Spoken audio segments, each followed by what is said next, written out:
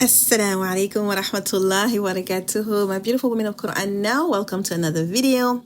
As promised, we are doing a video on cutting distractions and also especially with the season that we're in. Summer is here, subhanallah, alhamdulillah. Summer is here. I'm a summer baby, so definitely, and I grew up in Africa. I like heat. Not too much, but I do like, it's one of my favorite seasons. However, summer is also a challenge when you're trying to stay connected to Allah, when you're trying to stay away from distractions, when you're trying to stay focused. Part of it is really because of conditioning. Because if you think about it, since we were very young, summer meant what? School break, traveling, going to the beach, reading books, really like being with friends, not doing anything productive. That was the conditioning of summer. If you, I'm laughing because I remember that I went to France in August and I did not realize how serious French people are about protecting their summer break, their vacation, right? So everything shuts down. So summer is really we're not conditioned to think of summer as a time where you study, you're focused, you increase in your ibadah. We're not conditioned for that. But as Muslims, summer is just a season. Whether it's summer, winter, spring, fall, we are to be Muslims throughout the year, 24/7. We need to submit. We need to worship. This is our life. This dunya is temporary. It is a jail for the believer, and it is Jannah for the disbelievers. We know that, the place for us to truly rest and rejoice and really, really have an amazing grand time is going to be in Jannah, not in this dunya. This is a testing ground. This is a time to work. This is a time to put in the work. Yes, with balance, of course. We do need to make time for rest and some fun, but it is really not like, I'm on break, it's summer, so I'm not going to read the Quran, I'm not going to go to Quran class, this is break. Even if you're not going to go to Quran class, like let's say you're traveling and you can't have your class, but it is not a break from the Quran itself. Like even on your vacation, you should be reading your Quran.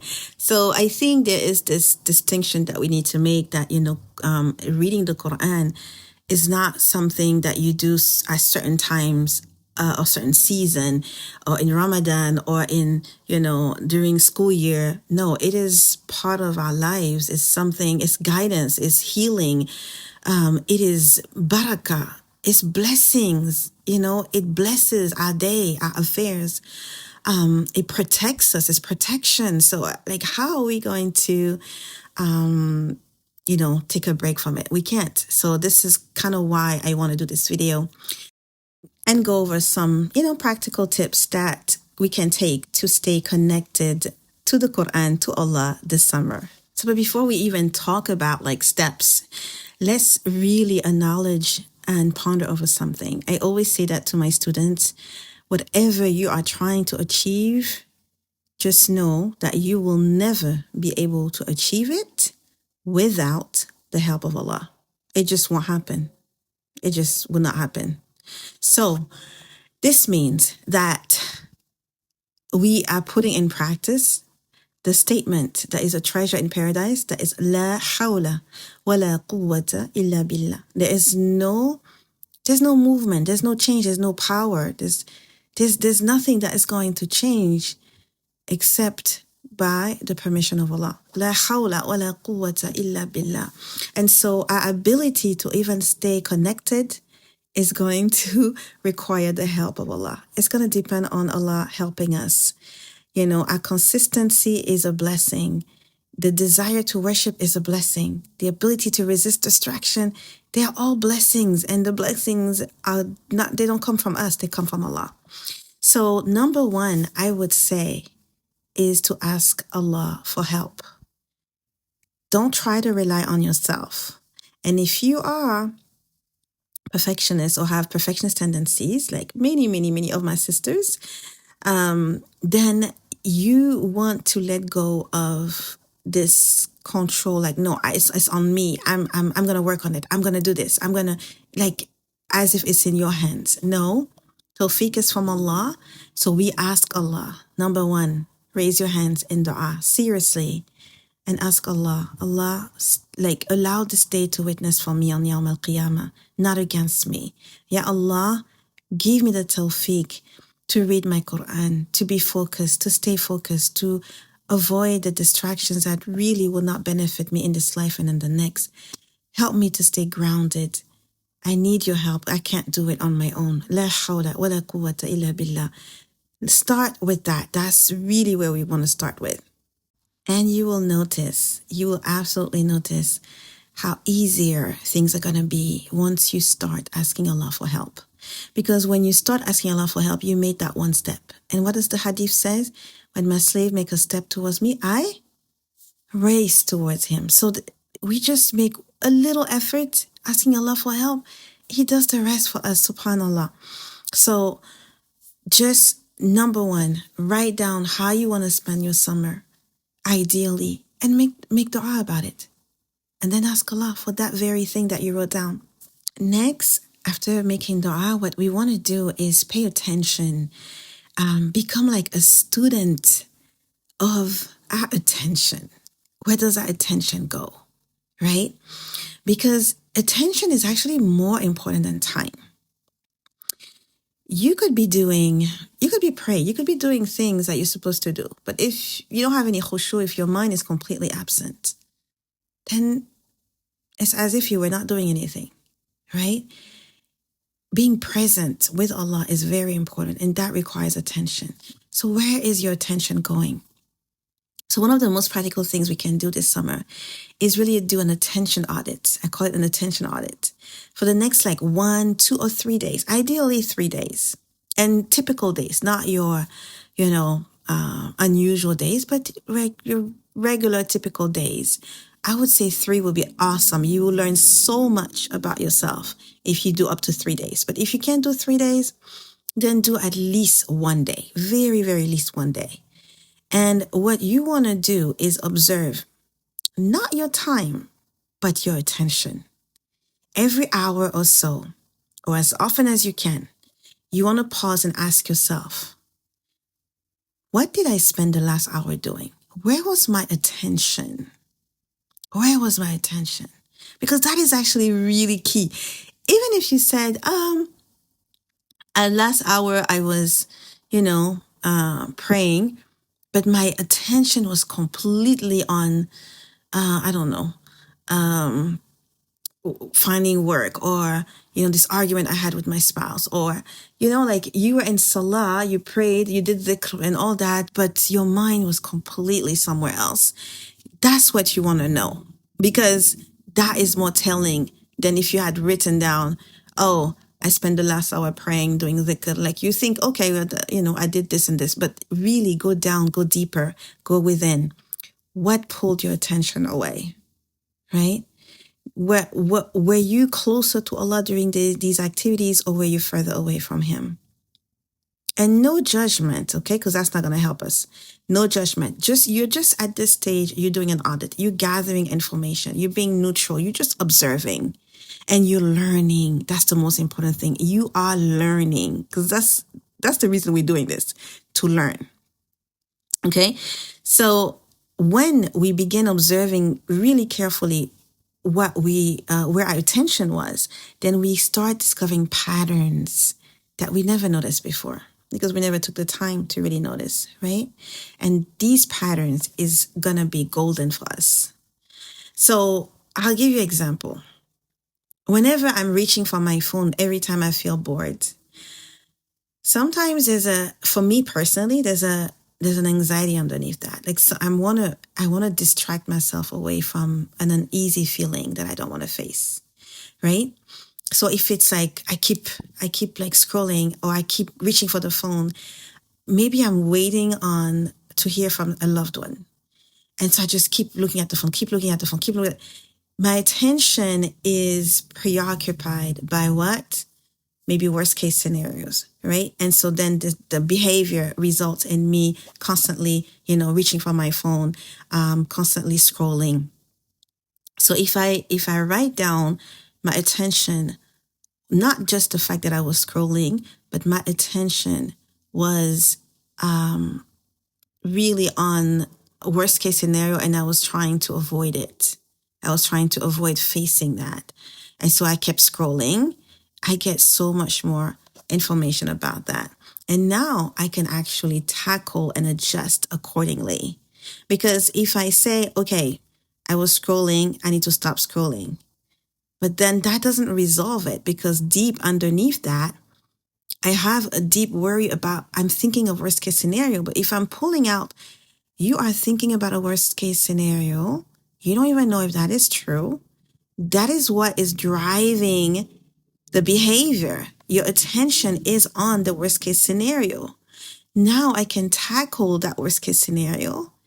And by tackling it, reframing it, making dua about it, addressing it, maybe setting boundaries or verifying some information, or, at least do something about that thought that is occupying me and that's resulting in that compulsive behavior, I'm able to better tackle the behavior at this point, because I tackled the root cause of that behavior. And so this is a step closer to overcoming distractions, overcoming what's taking you away from Allah. Because when let's say you were thinking of a worst case scenario and you were doing all this to distract yourself, and now you said, okay, I'm going to face it. I'm going to make dua to Allah about it. But just making dua to Allah about it sincerely, you have indeed gotten closer to Allah versus the scrolling, the avoiding, versus avoiding the situation or the thought. So far we've seen, number one, make dua to Allah. Number two, we've seen that we needed to tackle distractions by going inward and looking at what was the root cause of us constantly scrolling. What are we avoiding? What are we trying to distract ourselves from? And many times when we get to the root cause of it, we are able to adjust. Now we're going to look at the environment. So you went inward. Now externally, how can you make it easy for you to stay connected to Allah? So number one is removing, or actually making the unwanted behavior harder to get into. So how do we do that? We do that by making sure that we build up obstacles, if you will, to the access of the unwanted behavior. So if it's the phone, like scrolling, as we mentioned, then in this case, we move the phone in another room. So for instance, when I'm at my desk, I will put my phone maybe in the living room. That way it's not in front of me, then it doesn't distract me, right? And if I need to go and check, I would have to actually get up from my desk, go all the way to the living room and look into my phone, which I've created friction here. I've created resistance, barriers, obstacles. So it's going to be less likely that I would indulge with the phone. Similarly, if I want to increase wanted behavior, like reading Qur'an, khushu and salah and all of these things, then I will make sure that I have, for instance, access to the Qur'an in most of the places I'm in. So I will have a Qur'an on all my devices that's downloaded on all my, I will have a Qur'an app on all my devices. I will have a mushaf by my bed. I will have maybe a mushaf by prayer area, mushaf on the kitchen counter, so that, it's always in front of me. And I'm like, okay, I can just read maybe one ayah while I wait for, the onions to golden or something like that, like really bringing access to the wanted behavior, making that more easily accessible, and then creating friction and resistance for the unwanted behavior. So let's recap what we said so far. Staying connected. For summer, first of all, we have a lot of conditioning that we have to overcome. So summer is seen as, where you don't do anything, you just have fun, and it's not the time to focus. But we know we are believers, we're in a sacred quarter. We entered Muharram, we just completed 2 sacred months. these are the month of Allah. This is a month of Allah, and it's a sacred month, and it's a month in which we need to increase in ibadah, fasting, reading Qur'an, giving sadaqah. We need to increase in ibadah and avoid anything that where we would wrong ourselves. So now we know that we can't do that without the help of Allah. Number one, La hawla wa la quwwata illa billah. I'm going to ask Allah for help because I can't do it without his help. So making dua, like basically have in mind how you want to spend your summer in a way that's pleasing to Allah. Clearly, maybe write it down so that you have a visual of what you want to do. Then ask Allah to aid you to do just that. Then after that, you want to create resistance for the unwanted behaviors. Oops, I skipped something very important. You want to audit yourself. Audit your attention. Like where is your attention going, so that you go deeper and you try to get the root cause of why your attention is drifting away from Allah, for instance.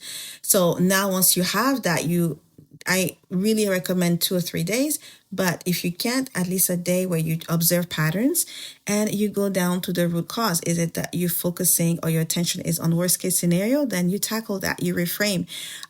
You again make dua to Allah and get closer to Allah with that, with what's worrying you. You turn your worries into du'as. Okay, so now after that, in your external environment, you're going to create resistance for the unwanted behavior, moving it away from you, having apps that maybe block you for a certain time of the day. So occupy yourself with other things. Actually even be in classes, be registered for classes where you have to study, where you have to, where you're able to have systems in place that don't rely on your willpower. Create obstacle and friction for unwanted behavior. For wanted behavior, make it more accessible. Create easier access to it. And so that, with all of these, if you really seriously do these 4 steps that I mentioned here, making dua, going into the deeper cause of where your intention is going, creating friction, and creating easy access for the wanted behavior, this will be a game changer for you. You will be, not only you will find out more about yourself, but at the same time, you will not be in that fight or flight, restless mode. You will actually be more grounded and connected to your Rabb. This is the dua that I make for you and for myself. May Allah help us to be connected in this summer and in all the seasons, actually, but especially when distraction increases around us. May Allah help us to stay grounded. Any good is from Allah. Any mistake in this is from me and from the shaitan, and I ask Allah to forgive me. Subhanaka Allahumma bihamdik. Ashhadu an la ilaha illa ant, nastaghfiruka wa natubu ilayk. I will see you guys, inshallah, in another video, idhnillah. And if you want to join our Healing with Surah Yusuf program, we're completing the first 12-week cohort, and we are going to start another one. We're going to do it again. Look in the description below, because there is going to be a link to the wait list. Assalamu alaikum wa rahmatullahi wa barakatuh.